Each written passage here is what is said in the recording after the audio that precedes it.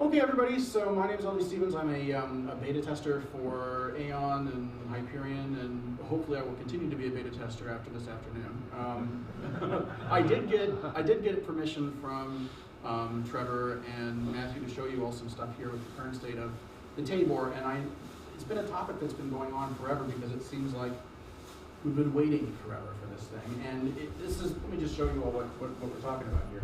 It's just a next generation Amiga. It's like an X5000 or 1000 or a SAM 460. There's nothing really magical about it except that it's small. It's a mini ITX board. This is a Velka 3 case I've got in it. It's less than 4 liters. And it's got the motherboard, it's got an SSD, it's got the power supply, and it's got a Radeon RX 570. So that's a lot of kit in a really small package. And the beauty of the Tabor, hopefully, is that it's also going to be cheap, right? I've seen a bunch of numbers bandied about. Trevor had a few things. I'm not going to quote them here because I don't know what the official pricing is going to be. But my understanding is that it should be less expensive than even a Vampire standalone. So it's going to be a very cost-effective introductory machine into the next generation world for folks. So the key question is, that sounds great, but what is the user experience really going to be like? And that's a little tricky because right now the software is still very, very, very, very, very beta in some areas, and in some areas it's very, very solid. And I'll walk you all through what that looks like right now. So what it's running on right now is the processor is a 1.2 gigahertz P1222, and it's a little funky because it doesn't have a traditional floating point unit, which I think most people know about, and we'll talk about where that really affects you and where it doesn't. It has a single PCIe by 16 mechanical connector, but just because the connector is by 16, electrically it's really by 4. So if you're expecting like huge bandwidth through there, you're not going to get that. But that's okay because the truth is that we can't soak up that interface sufficiently anyway, so it's fine. It has an onboard memory controller as kind of a backup if you wanted to, but it doesn't have 3D acceleration or 2D acceleration, so I wouldn't really use it except in a pinch. But it does work, and it's fully supported. And that's the other thing, too, I wanted to mention, which is that for those of you who went through the experience of the X1000 and X5000, when this thing ships, everything's going to be supported, right? And everything's supported right now. We have audio working, we have Ethernet working, a treat, we have the onboard video working. So everything works. There's none of this, well, wait and it'll get there. It's all working. And that's actually why I wanted to show the audio here a few seconds ago, was because folks were concerned that we didn't have working audio. We have working audio, it works a treat, it's great. You can run Amiga Amp or TuneNet or just about anything you like, and everything works perfectly fine. So, let's talk about actual performance. One of the neat things, oh, and by the way, can I just point out, what you're seeing here is just AmigaOS 4. But, for those of the people on the forums who know everything and told you all about AmigaOne system V54 and right, it's all the end of the world, that system 54. It's just AmigaOS 4, that's all it is. You don't have to install the distro. You can install whatever part of the software that you like, and you can leave out the stuff that you don't like. It's just like Enhancer was before, so there's really no need for everybody to get upset. No one's going to touch the operating system, it's all the same, and you can pick and choose what you like, it's fine. One of the things that I've got on here, though, is the brand new DV player. Wait, nope, that's Emotion. I've got that too, and that works. But I wanted to show DV player specifically because there's been a lot of work on it. And I wanted to show you all some of the video capabilities of this tiny little box. Where is it? And show you the difference between accelerated video and non-accelerated video. So, I don't know, who here is a big fan of David Attenborough and all the BBC Nations? Like, yes, you see, everyone's children loves it, it's wonderful. Big fan, myself. I've got pretty much everything he's ever done on the X5000. Is that copyrighted? Possibly. I'll make it less than 10 seconds, I really will, okay? It'll be fine. You sure? Yeah. Keep an eye on the watch, it'll be fine. Okay, what I wanted to do was, all right, first off, I'm gonna show you all 2 videos. It's exactly the same. It's the beginning of it's the first episode of Blue Planet 2. If you haven't watched it with your children, please do so. The first one is 720p. It's not 1080p, but it's 720p. But it uses a codec that we don't have acceleration for, all right? Which is H.265. Okay, so I'm going to show you this, and you can see it's sort of it's not the smoothest. Okay, you could watch this if you were, say, having a stroke, you wouldn't really know the difference. But it's not something that you'd want to do, okay? Now watch this. I'm going to go from a 720p video to a 1080p video. And the only difference is that the codec is instead of being H.265, is H.264, which is a supported codec.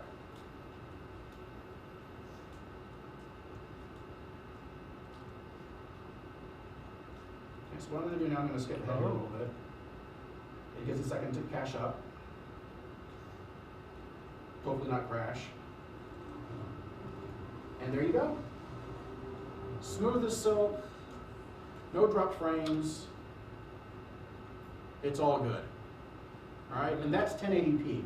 So this tiny little machine that's using a processor designed for a router, basically, can do full HD video, no problem, thanks to video acceleration. So we've got the Radeon RX card on here, and it uses the VA library from AmigaOne.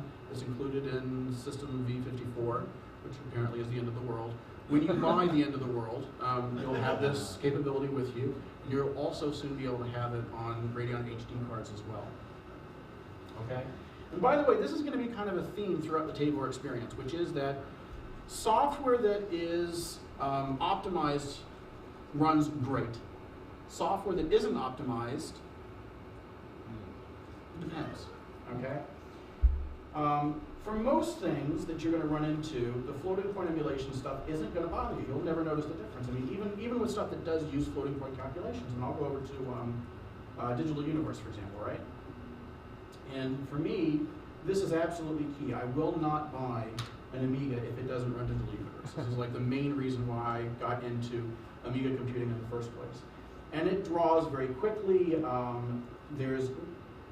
wouldn't even notice the difference here in the fact that all the floating point calculations are being caught and interpreted and so forth. It runs really, really fast. So for that part, it works great. And it's not just things like Digital Universe. I mean, I can even pull up, actually, you know what? Let's do this. Let's go a little crazy here. Let's do this. Let's go full bore and let's do the Mandelbrot set. Now guys, this is not optimized for Tabor, okay? And it's not blindingly fast, but this is with an emulation. Now, as soon as we have the opportunity to generate, did I do that? Yes, somehow. Okay. Oh, it's the application. When it finishes rendering, it does the applause. Oh, it does? Oh, okay, right. So with a Tabor optimized version of this, it'll go very quickly. Very, very quickly indeed. And one of the things that you'll notice here is, for the most part, there's really only two areas where the FPU is going to hurt you. That's going to be with 3D rendering and with some games. So let me talk a little bit about that. By the way, Blender works just fine. In fact, you can use it, and I have done, in graphics, as a video editor. Okay? I would not necessarily use it to render 3D scenes. So somebody actually asked for a benchmark, and they wanted us to see what it would look like if you use the standard image that people use to compare systems. So I actually downloaded it. Where did I put it? Yep, we'll do this. And you can open it up and you can manipulate it, and you can do all sorts of fun things with it, and it works perfectly fine. However, to get the actual scene rendered, and to tell you how long it would normally take, we can kick it off now if you'd like, but I don't know the exact time until about Tuesday. 3D rendering is not going to be fun on Tabor unless you have optimized code for the SPE on the processor. That is just the end of it. And I know that it would be great if that wasn't the case, but the bottom line is that, you know, even with low-time emulation, it's not perfect. So what is the difference between where we have code that is calling floating point instructions a lot versus the Tabor optimized stuff? So let's actually take a look at some games here. And one of the games that I'm a big fan of is Arkanoid. And the favorite one that we have is from Daniel Mussner, which is Voxelnoid. And this is pretty cool because it uses 3D and it looks good, right? I want you to notice here, even in the intro scene, you see how it's kind of skipping frames and so forth. And it's really sluggish, right? So it'll eventually load here. Okay, and it's, you know, okay. I'm clickier and I can try and play it. Okay? Yes. Talk amongst yourselves. Okay? So you can see as I'm moving this around, this is really almost to the point that it's not playable. No. Okay? So you know what? Let's put this guy out of his misery. And say bye-bye. Okay? That is Voxelnoid as it exists today when you download it and play it. It is floating point intensive and it uses 3D. That was not fun. Now, a simple recompile gets us this. Oh. It's okay. Wow. Apparently I'm about to kill the audio thread, but we'll gloss over that. Okay, do you already see the difference? Yes. Right? This is now no longer, oh my god, this is terrible. This is, wow, this looks like on my X5000. And it is completely playable and it's a lot of fun. And, you know, wait, hold on. Anyway, the bottom line is that that's the difference. When we get developers to go ahead and recompile stuff for Tabor, if it uses a lot of floating point action, you'll never notice the difference. Okay, that's good. So I thought that was a really good demonstration of the reality of gaming on the Tabor right now, which is that if it uses floating point instructions and floating point math, my head is so fat that this doesn't fit. I'm really sorry. So if it uses a lot of floating point mathematics, you're going to want to recompile. Some of the things aren't too bad, but it's still not great. So for example, let me give you another, I put a like foo billiard, right? So we'll let him go on here. By the way, I don't know if you're all noticing, we're playing 3D games here with Radeon RX. And the way that we're doing that is through a new technology called Nova Bridge. Hans de Ruyter was mentioning it in the previous demonstration. Did this thing freeze on me? Looks like it. No, give it some time. It's alive, I think, maybe. I'm not dead yet. It's not dead. It's pining for the fjords. No. There we go. All right, so as you can see here, it's a little pokey, all right? But you can still play it just fine, all right? This is not optimized for Tabor in any way, shape, or form. This is just out of the box, mini GL, nothing exciting. So you can play this stuff, it depends on the game. Some things you're not gonna wanna be able to, some things you will not be able to do. So for example, Quake 3, that's too slow to play, all right? But other games, perfectly fine that are 3D. Even some older ones like Free Space, they work really, really well. I'm not gonna go through all that. Gorky works, Hunnison works, all this stuff for the most part pretty much just works. And somebody wanted to see Spencer. So this is a 3D game and it uses Warp 3D Nova and this is all full resolution. Now one of the things that has not yet been done is really optimizing the SATA driver. So one of the things that you'll notice, for example, when we were loading up Foo Billiards, how it kind of took a while. So some of these games have a lot of tiny little files that are loading things up or really large textures into the graphics card. It takes a while to load. It eventually does load, even though you're sitting there thinking, okay, I'm not sure why. But this should eventually get optimized and fixed. So he works just fine. There we go. I want to go to the first one. Yes.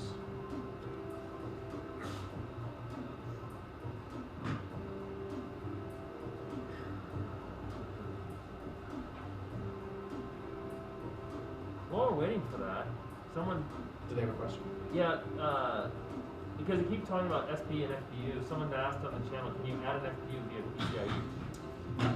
Actually, kind of. No. In that, a lot of FPU functions are actually better on GPU, and you put a GPU on that slot, Well, yeah, and as that's- it gets optimized, it can run there. Well, that's what we're doing. Yeah. I mean, all this stuff right now, the reason why this is all on jump? Yes. So this is all full HD, 3D. I just died. How am I supposed to, how do I, okay, so is the goal here to kill those things or to get to die? To die. Okay. Well, in that case, I'm brilliant. All right, so in any case. You're pretty far along. Thanks. So in any case, Spencer works great. A lot of the 3D games work great. It just takes a little bit while to load right now. The audio works really well too. That's thanks to Lyle Hazelwood. I literally just threw on a new driver from him a couple of days ago that had DMA support. Okay, there we go. How do I quit this thing? There's a. Oh, that worked. Yeah, there's also a red button. Okay. So Tower 57 works great. Wings, Battlefield works great. There was somebody that asked about this guy right here, which is the Battle for Westnoff. It doesn't work. And I have not been able to figure out why yet. So I do want you all to understand that I am investigating a whole host of issues with some of these things. Anytime something doesn't work, we're trying to drill down and find out why. So I can't promise you that we'll find the bug by the time this thing ships. We certainly hope to, because Battle for Westnoff is great. And it's really frustrating because I don't know what the problem is. I really don't. But most of the stuff works really, really well. And the games that I tend to like, though, are mostly puzzle games, like BOH, and I love Henderson, and those work just a treat. And even the games that you think you don't want to run, like Barony, for example, okay, it will load and it will run at about a frame per second. So we should have some really good guidelines on what works really well. Games in 3D are probably the only area where things don't work as great as we'd like, but everything else works really, really terrific, including 68K emulation. So let's do some ImageFX. Everybody likes ImageFX. So we can load up, let's load up a really big old file here. Some really nice photos from the families. Those aren't big enough. So let's something big. Yeah, here we go, 8.5 meg. PNG, that should choke it. This is all 68K emulation, understand? With the jet. Huh? With the jet, yeah. But this is a really big image. This is 4560 by 3648, and it's a PNG file, and this is ImageFX. So, not too shabby, not too shabby at all. And zoom and all the other functions work well, and the scroll works well, and it's pretty crisp. Obviously the PowerPC native software is going to run much faster. So these files get loaded up, instantaneously in something like WarpView. Some photos. You guys want to see some secret stuff? Here. Ooh. Here you go. So these are really, some of these are some really big files, and they just come up, instantly. This is being broadcast. Oh God.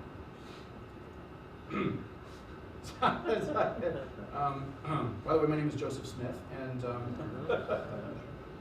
so it works great. And a lot of the even the old plastic stuff works really great. Max and CAD works fine. Cycus, FX Paint works terrific, and at least it normally does. Oh, because it's trying to use rework. I forgot to turn that off. Guys, rework does not work. Do you all want to see Warp OS stuff? I can turn off that library and show you all again. If you don't care, I'll just move on. No, I'm not. Okay. So yeah, that's not the fault of Tabor. That's because I've got a version of rework. It's a little warped. Okay, so here's sketch block, and this of course uses quite a bit of floating point instructions here to do its fun stuff. But it works. We even use this at the house to do things with the tablet, the pressure sensitive tablet. Yep, it's pretty cool, and we'll just drop down the opacity a little bit here and change colors, and so. What did I do wrong here? Oh no! I've done something wrong. Okay, I made a mistake. Anyway, the bottom line is that it works fine, as you can see. I'm just not a very good artist. that's probably what I did. I have a tablet that I run on my 5000 sketch. Is it here? We can try and see. I mean, it should work fine, but if it's the same, because the one at the house works. Let's see here. Let's say hi to the guys on IRC real quick.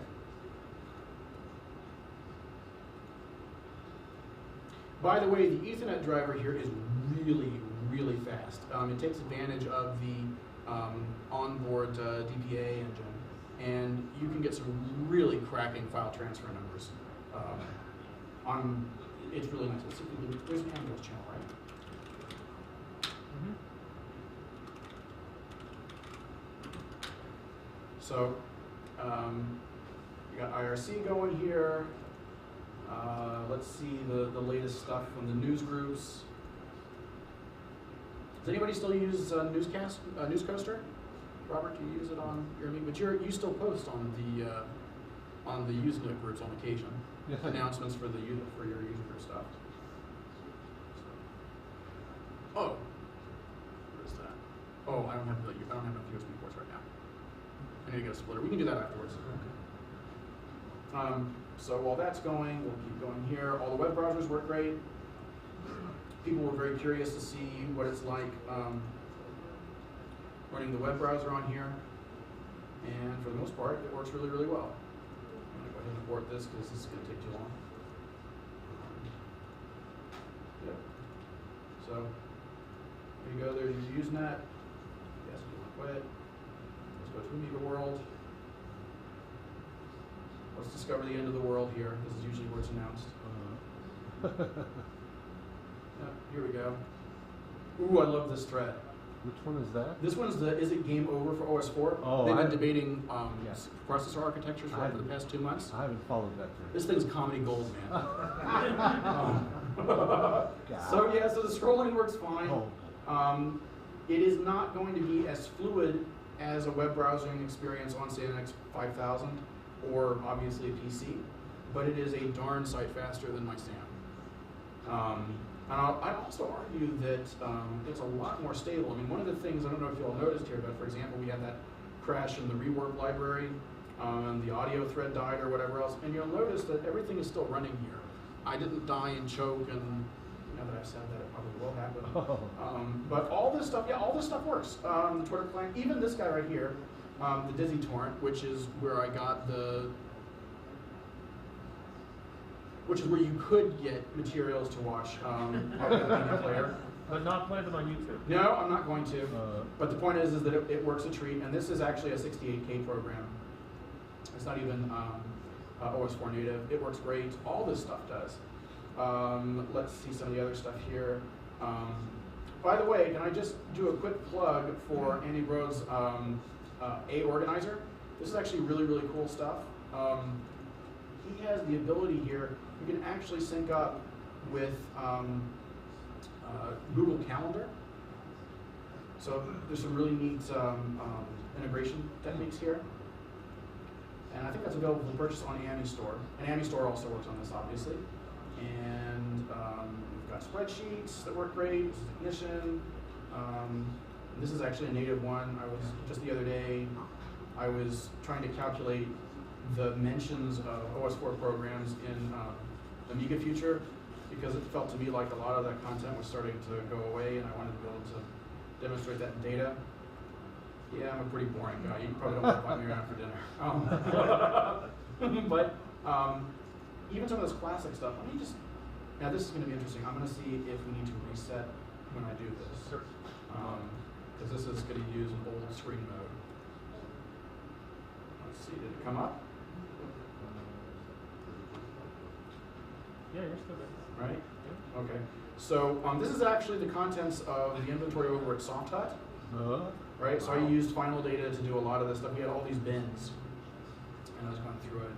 And it's a shame they never actually put all that stuff up on eBay because they have some really great stuff. Anyway, so that works fine. I don't know what you guys want to really see here. It's just an OS4 box. That's the point. But it's an OS4 box that is stable, that has all the functionality to it. that you can fit into a Pelican case and carry with you on the train or on an airplane. That's going to be the cheapest next generation Amiga, I think, since they had the very, very early SAM 440 boards. So yeah, this stuff works really, really well. Really well. I'd be interested in taking some requests. Anybody want to see anything in particular? Do I have any questions? Pixie? Ooh, oh yeah. Okay, so I did try Pixie on here. Pixley, how do you say it? The new Yeah. image editor based Yeah. on Hollywood. Yeah. So I did try that. Unfortunately, there was a bug where it dodged like a fatal DSI. I don't know if that was Pixie itself or whether it's the Tabor. I can only say that it did exactly the same thing on my X5000. Yeah. So it could be something with my Hollywood installation. But since we're talking Hollywood, by the way, guys, if you haven't gotten the latest version of Hollywood Designer, it is awesome. And as a matter of fact, I believe you used it for some of the titling stuff, right? Yeah, it's amazing. So there you go. You guys can see this, right? Yeah, and everything is very quick. Here on the Tabor, just like everything else, works great. No problems, no compatibility issues, nothing. Yeah, so the Pixley P-I-X-Y issue is Is it an L sound? Pixel? Whatever. Pixel? I Something. can't pronounce it. Yeah. Phenomenal application right in Hollywood for OS4, but the issue with it is the beta testers. There's something going on, it's just something with the newer version of the operating system. There's a problem with the newer version of the operating system. So it works fine on, Michael launched his, it worked great. But Val's got the problem, I've got it, you've got it, so we need to figure out what's going on. Yeah, because it could be a really powerful program. Oh my I'm God. hugely excited about it when it got launched. So everyone remembers Draw Studio. See, I'm getting all excited over here because I can just play with things. Because everybody remembers Draw Studio. They do. Anyway, how do I get Draw Studio? Well, you have to buy it. No. If you're interested in finding Draw, so a lot of the programs that I have on here, some of them admittedly came from TOSEC. I do try the best I can to locate older programs, copies of them either on eBay or through the forums or through individuals, and SAC is a great resource. If you can't find a copy, typically what I'll do is I will use the version from TOSEC and then keep looking, and then once I'm able to purchase a copy from somebody, I do so. I mean, I know that sounds a little strange because the people who sold the software originally are long since gone, but I don't know, it just doesn't seem quite right. I don't know. Anyway, so I don't know what else you guys want to see, but the bottom line is that everything works really, really well. The only two areas where there still needs to be a lot of work done is some of the 3D software, and I think we'll be able to figure out what's going on here. So half of that stuff, I think, is actually related to Nova Bridge and Radeon RX, and not necessarily the Tabor itself, if I'm honest, because if I go take a look at some of my notes, let's go down here to the bad bucket, right? And if I go take a look through a lot of these things, it's things like it can't open the GL context. Something really, really, really basic. It's not like a crash. It's a setup thing. So I think that might be a Nova Bridge issue and not necessarily something with Tabor. So these are the games so far that we currently have issues with. About a quarter of them work fine, but they're just really slow. But 3/4 of them we get issues with. And I want to see if I can't get that list down as close to 0 as possible by the time this thing ships. But on the other hand, we've got tons of great stuff that works beautifully well. And lots of great productivity software that works really, really great. I'm really hoping that this will be a great experience for somebody who is new to OS4. I think it will be. I really liked it a lot, and I have an X5000, and I have to say that I use this probably, if not twice as much as the 5000, pretty close to it, because I can take this with me to and from the office so easily. And I do. And it's a real treat, and I really, really like it. All I can say is that I really hope that once Trevor and Matthew and AQ are able to find somebody to go ahead and do the production runs for the new boards, that they pull the lead out and get this thing out in the marketplace, because I think you guys are really, really going to like it. If we can just fix a couple of these little niggling bugs that we've identified, it's going to be a really terrific experience. I hope. I really do. So, Are you ready for questions? absolutely. Okay, so a couple questions coming from the internet. Before the start, do you have any signatures installed? I do. Do you want to fire up one of those guys? So for those of you who are unfamiliar with OS4, Yeah, I can't. okay? I can, but it's going to crash. And the reason that it's going to crash is because I have a piece of software on here that is incompatible with any signals. Okay. So if you want to give me like 5-10 minutes to redo some environment variables, I can show you. But No, that's cool. so as far as Amiga performance is concerned, I think that's really what they're getting at, is how does it work? It works okay. It works okay. The actual underlying programs themselves, the performance is fine. The only real issue is the occasional redraw. So what I've discovered is if you will run Amiga the programs in an individual window instead of doing it, fine. If you do the full desktop, I don't know, you'll click a user interface element and there'll be a split second before there's an action. It's not that it's unusable by any stretch of the imagination, it's just not fluid. Does that make sense? Yeah. So if you want that, if you reconfigure it to use so the assigns aren't even set up. Okay. Anyway. One of folks online was asking about EUAE, the OS4 version of UAE. Do you Yes. have that installed and can you show it? I do. We're rebooting right now. We are rebooting. Oh, thank you. Yeah. So somebody wants to see EUAE? Yeah, so we'll do some questions while waiting.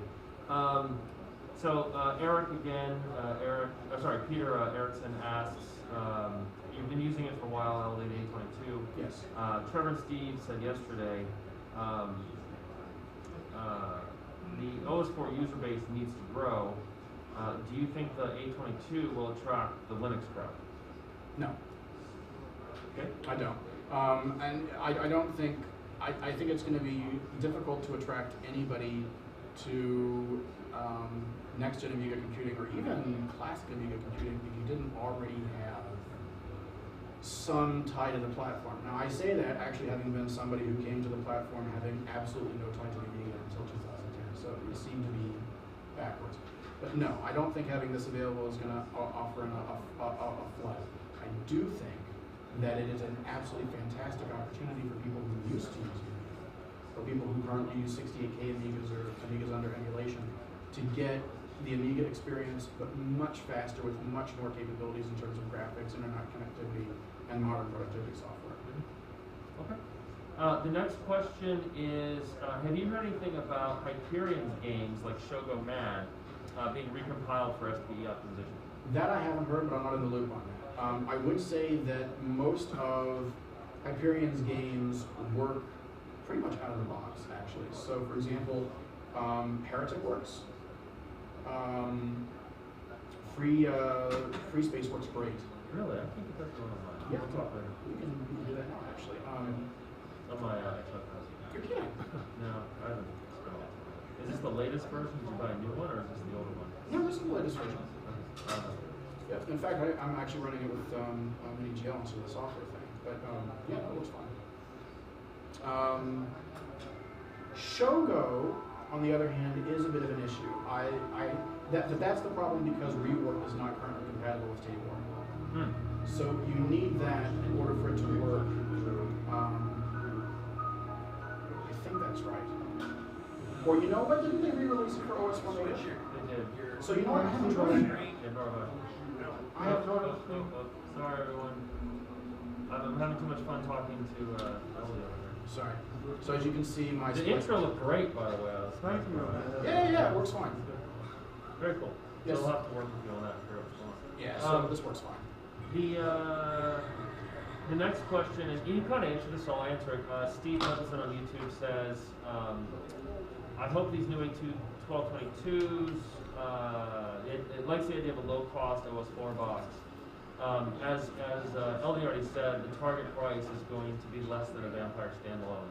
I don't know if that's board or system, box, power supply, but that's a goal. So we'll see which component comes in. Some video cards are more than the Vampire standalone, but you should be able to build that. So yeah, they're definitely trying to get it in that $500 plus or minus category. I don't know where it's actually going to land. We don't have the data, but as Trevor said yesterday, the goal is to get it to be very affordable. There's a question here: does OS4 and A1222 use SATA 2 transfers or IDE transfers? SATA 2. SATA 2 transfers, so say 300 megabits per second versus the UDMA 133 megabits per second. So it is SATA 2. It's using the vSATA driver that Steve released, although I think it does need some optimizations or something. And to be fair, they're still trying to figure out who's going to build the board, so it's going to take a little bit of time before that happens. Next question. That's more of a comment to someone else. What about Scum VMs? Have you explored that at all? I haven't actually. I haven't. That's one of the things I have not yet done. Mm-hmm. So I don't know. Yeah, I mean, I suspect I just put that on the list because there's a lot of games, tons of games that run on Scum VM. So I'll put that on my list to do. There's actually there's even additional third-party content outside of the big names. Peter comes back with recently the OS3 branch has seen a lot of improvements. Are those changes introduced to also merge into Ford 1, ensuring parity with the A1222? So again, on that front, I can't really comment about Hyperion software that hasn't come out yet. I only got permission from Aon, so I can't. I would say I think that is going to happen. The best way that, let me put it to you this way, I can repeat what has been said publicly and what we know. Most of the usability improvements in OS 3.2 actually came from OS 4. Right. So a lot of the stuff that was improved for people who use OS 3 came from this. As far as compatibility and backporting, it has been mentioned publicly that the developers are interested in doing that. Whether or not that happens to get done, I don't really know. I can't really point to anything in 3.2 that we would want in OS 4 per se that is a significant improvement on what we already have, with the possible exception of like printer.device got a lot of love in this release. So I'd like to see that because the printing subsystem in OS 4 is pretty stale. Yes. So I'd like to see that. But I don't have any more answers than publicly. Yeah, a couple other questions coming in. Joe T. I think I know who that is. Joe. Is there a list of programs that already work on the A1222? You mean it's public? Yes. No one's published anything, but as you know, being on the beta list, I publish long lists about every 6 months. So when this ships, as a user, I'm not talking for Aon or anybody, just me, Eldee Stephens, I plan to post that somewhere so that people who purchase one will have a pretty good guide as to what to expect. And at least the games that I've played, for example, where you need to fiddle with things to get a good experience, I'll post that too. Because it'd be a shame for folks to get this out of the box and have to redo all the fiddling that's already been done. Last question is a good one. Imagine 3D run on, does Imagine 3D run on Tabor? If not, have you tried the non-floating point version? So it's classic software. I don't even know if it runs under OS 4. I don't know. So I can tell you that. These are the programs right now that I'm still debugging. Cinema 4D does launch. However, there is a redrawn compatibility, and I think I actually know what the problem is there. Lightwave has a problem with screen modes. I think that's related to Radeon RX and the Tabor combined, not necessarily one or the other. Aladdin 4D, I haven't the foggiest idea. I don't know what's going on there. Perfect Paint, the issue there is rework again. TV Paint, the issue is the screen modes. But Perfect Paint 68K or the updated? This one? I'm sorry, Perfect Paint versus P-Paint. Oh, no. Personal Paint is gorgeous. Yeah, this works fantastically. So I have not tried Imagine 3D. Someone would have to provide me with a copy because, as I recall, Imagine 3D was a commercial product. David Combs is here. He's got a $5 donation to the club. You get the DVD or the USB key that has all of the 3D software and all of the manuals that he's painstakingly put together. All right, well, listen, you know what? I'll give that a shot, and we may have an answer by this week. The table you're sitting at, next to it is him. Okay. So you got to talk to other people. Yeah. One of the things about nice things about coming to Amiwest is you never know who you're sitting next to. So that's going to wrap. Any final words, sir? Any questions from people in the room? There are some people here. They're not dead. Anyone dead from COVID? Well, Any questions here? No questions. Okay. Any final words, Eldee? No, just to say that I've had this thing now for several years. It gets better and better, you know, every few months, and it's a really terrific little Amiga. There are a few bugs. We're working through it, and hopefully once the machine ships, it's going to really be a terrific experience. So if you've been waiting to get your feet wet in the NG scene, then I think you're really going to like this. If you're somebody who only wants to play classic games, maybe look at a Vampire. But if you were a big box Amiga guy, or you were somebody that used Amiga for productivity and drawing and that kind of thing, you're going to love this. So let's just get this thing out the door. Awesome. Come on, Trevor.